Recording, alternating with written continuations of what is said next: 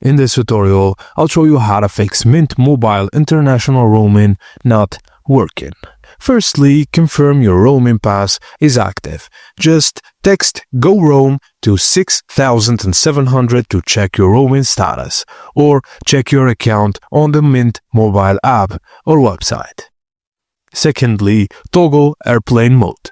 Turn airplane mode on, wait for 10 seconds, then turn the airplane mode again off. Try using the service again and see if the issue persists. If it does, 3. Toggle your Wi-Fi.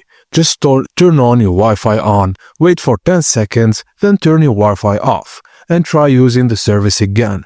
You can turn the Wi-Fi back on after troubleshooting.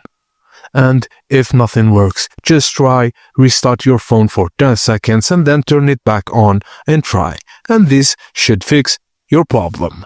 Thank you for watching, and please don't forget to like and subscribe for more.